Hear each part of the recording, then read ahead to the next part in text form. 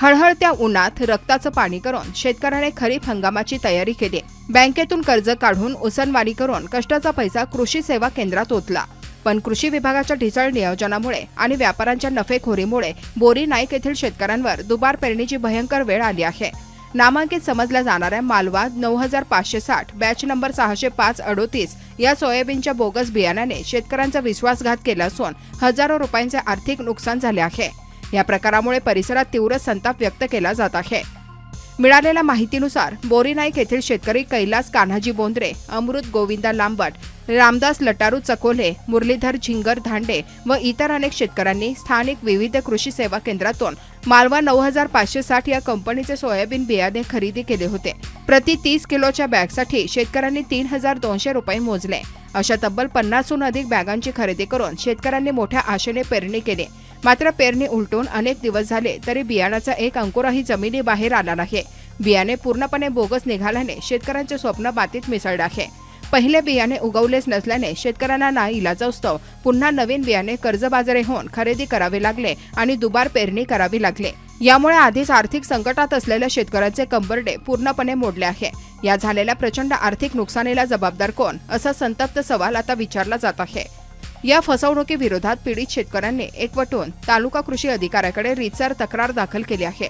Bogus बियाणे विकणाऱ्या कृषी सेवा केंद्रांवर आणि संबंधित कंपनीवर कठोर कारवाई करण्यात यावी, तसंच नुकसान भरपाई मिळावी अशी मागणी शेतकऱ्यांनी लावून धरली आहे। तालुक्यात जर इतक्या मोठ्या प्रमाणावर बोगस बियाण्यांची उघड विक्री होत असेल तर शेतकऱ्यांच्या सेवेसाठी आणि संरक्षणासाठी नेमलेले तालुका कृषी अधिकारी आणि पंचायत समितीचे कृषी अधिकारी नेमके काय करत आहेत?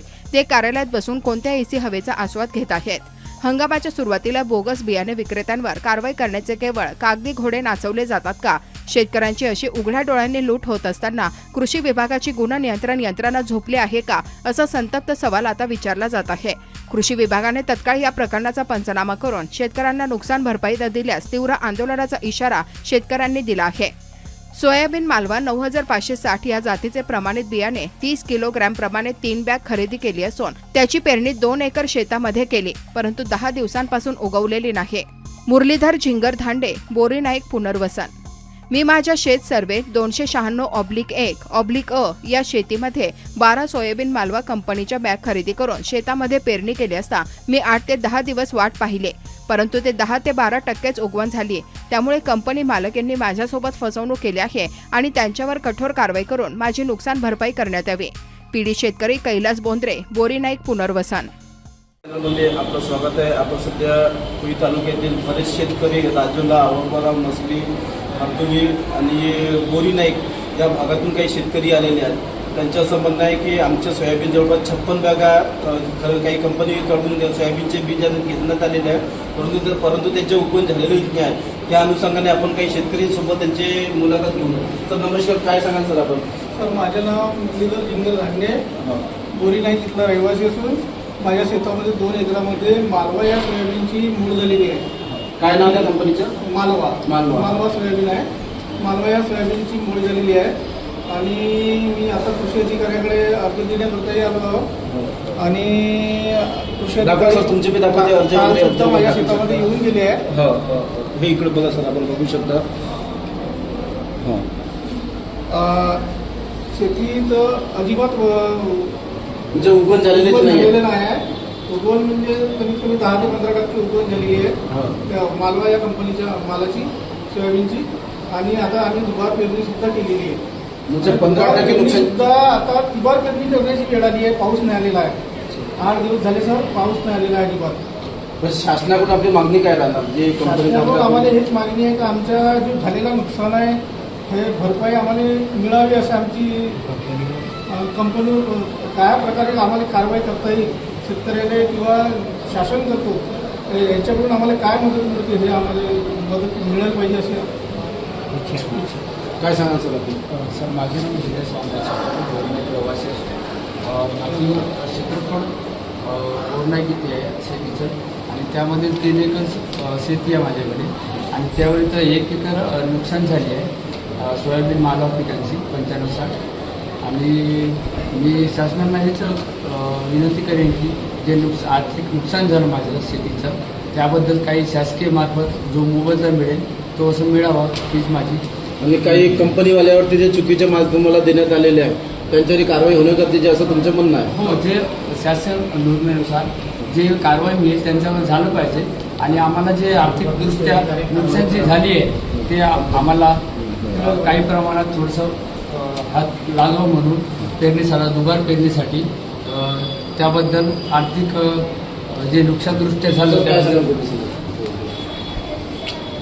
बोला बरं तुम्ही आता जे बोललेले आहेत महत्त्वाचे निवेदन देण्यासाठी आले तर जे तालुका कृषी अधिकाऱ्यांनी म्हणजे कंपनीवर कारवाई करायची. तर तुमचं एवढं म्हणणं आहे तालुका कृषी अधिकारी आहेत जे काही 2-4 अधिकारी आहेत बोगस बियाणे बियाणे कंपनीवाल्यांनी तुम्हाला शेतकऱ्यांना फसवणूक केलेली आहे त्या अनुषंगाने तालुका कृषी अधिकारी साहेब कंपनीवरती कारवाई करण्यात यावी असं तुमचं मत आहे. सर आपण तालुक्याच्या आरटीआय कार्यकर्त्यात काय सांगा शेतकऱ्यांसोबत सांगा. पुरी तालुक्यामध्ये नेहमी शेतकऱ्यांच्या तर गदा आणल्या जात आहे. रेग्युलर बियाणाचा भोंगळ कारभार होत आहे. तरी येथील जेवढे बी जिम्मेदारी असतील अधिकारी त्यांनी ह्या भोंगळ कारभार केलेल्या भोंगळ बियाणाचा कारभार त्यांच्यावरती कारवाई करण्यात यावी जेणेकरून पुन्हा शेतकरी दुखी होणार नाही, दुबार पेरणीचे संकट येणार आहे एवढीच माझी विनंती. काय बोलू म्हणजे कैलास कानाजी बोलले पूर्ण नाव आहे. मी राहणार बोली नाही रहिवासी आहे. माझ्या 12 चिमण्याची 9 एकरमध्ये 12 चिमण्या पेरल्या होत्या. तर 9 एकरमध्ये 12 चिमण्या पेरलेल्या आहेत. त्याच्यातून एकही चिमणी माझी वापरलेली नाही आहे. आणि त्याकरता कृषी अधिकाऱ्यांनी या कंपनीवर काहीतरी करावा कारवाई आणि सरकारकडून पण आम्हाला आर्थिक मदत मिळायला पाहिजे. विशेष बातमी MahaLive news Ulhas Meshram. I'm pleased to be chilling in the West Indies. I'm here from Jamaica. I'm really enjoying myself. It's a family-friendly entertainment with a lot of different things to do. It's really fun being here, and I wish I could come back again soon. I came from Nagpur and he's my friend. He came from Jamaica, which is in West Indies, and we are here to enjoy in Dream Asia. I heard about it a lot. I have seen it today. It's very wonderful and the experience is very good. I really want to come again here.